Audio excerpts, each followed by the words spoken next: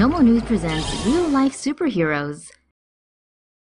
Superman may not really exist, but his look-alike does, and he lives in the Philippines. Herbert Chavez is the Guinness World Record holder for the largest collection of Superman memorabilia, but that wasn't enough. 36-year-old Chavez has endured 19 surgeries over 16 years to make himself look like the comic superhero as well. The surgeries included nose jobs, lip liposuction, skin lightening, jaw realignment, pectoral implants, and abdominal implants, which has so far only cost him about $7,000 as he gets surgeries for free in exchange for promoting his doctor's practice. Chavez says he has no regrets and that people are always excited to see a real-life Superman in the Philippines. Next, Chavez plans on undergoing a procedure to implant metal in his legs to make him taller. But with the recovery time involved in that, how will he get away when Kevin Spacey shows up with kryptonite? Spider-Man punches Times Square cop. The Amazing Spider-Man wasn't quite so amazing when he punched a Times Square cop in the face over the weekend, in the latest in a string of superheroes behaving badly in Manhattan. The characters in Times Square are allowed to collect donations, but they're prohibited from demanding money. Spidey was posing for a picture with a couple at 42nd and Broadway when the couple offered him $1 in exchange. The webhead refused and told the couple he would only accept large sums, 5s, 10s, and 20s only. That's when Officer Eduardo Molina stepped forward and told the woman she could give whatever amount of money she wanted. This is none of your business, webhead told Officer Molina while tearing off his mask. Spidey's spider sense must have been tingling, because when Molina went in to arrest him, he punched him in the face several times. Mickey and Minnie looked on in horror, while smiling, and Elmo had his red mitt up to his cheek as the cops finally arrested the wall crawler. Spider-Man is actually 25-year-old Junior Bishop from Brooklyn. He was due to be arraigned Sunday at Manhattan Criminal Court on charges of felony assault.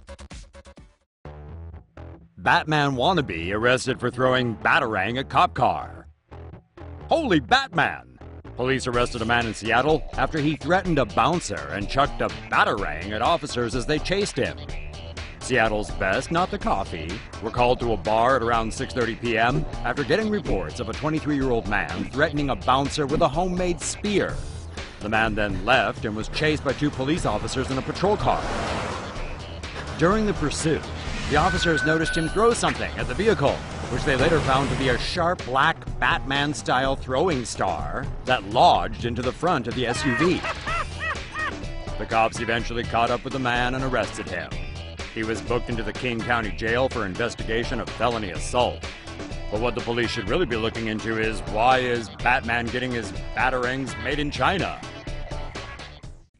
Everyone's favorite Dark Knight, Batman, shows up in Japan. He is a billionaire, industrialist, philanthropist, crime-fighting vigilante, the Cape Crusader, hero of Gotham. He is Batman! The Dark Knight has been sighted by several civilians, but not in the city of Gotham, rather in Chiba, Japan. Photos of the heroic Batman riding his iconic bat cycle on the Japanese freeway has been taken and shared on YouTube. Where is he? Who is this mysterious man? This person is none other than Bruce Wayne's biggest fan. A 40-year-old man who lives in Chiba, Japan, claims to be a huge Batman fan. He made the custom bat cycle himself.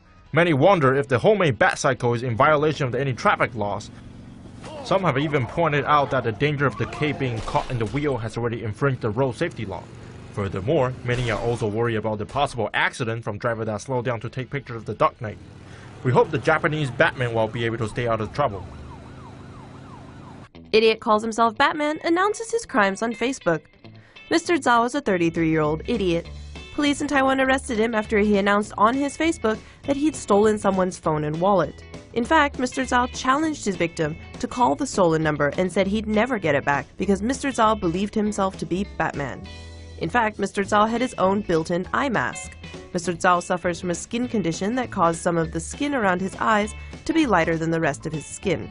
The lighter skin around his eyes gives him a reverse raccoon look, hence his claims of being a masked bandit. Too bad he couldn't remember the first rule of being Batman. Don't tell anyone you're Batman, stupid. Mystery masked hero saves London man from armed robbers. A costumed man came to the rescue when knife-wielding gang members tried to rob a man in South London on Monday night. Ken, a city worker who only gave his first name to London's Evening Standard, was making his way down Martin's Hill after work when some thugs popped out of nowhere and pulled out knives, demanding both his wallet and his cell phone.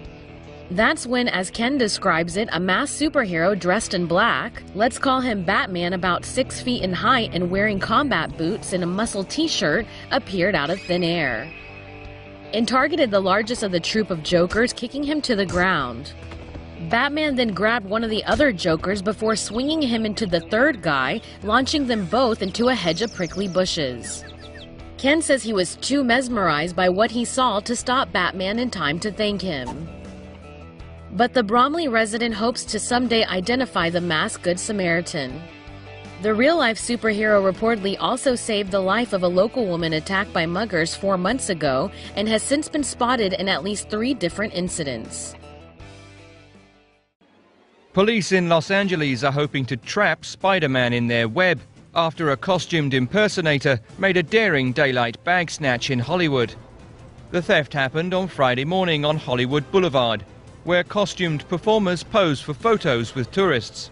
A Starline Tours employee was leaving the office with a paper bag containing $6,000 and customer credit card details when a sticky-fingered thief sprung, grabbing the bag and running off. Police questioned performers and rounded up several suspects, but have made no arrests so far.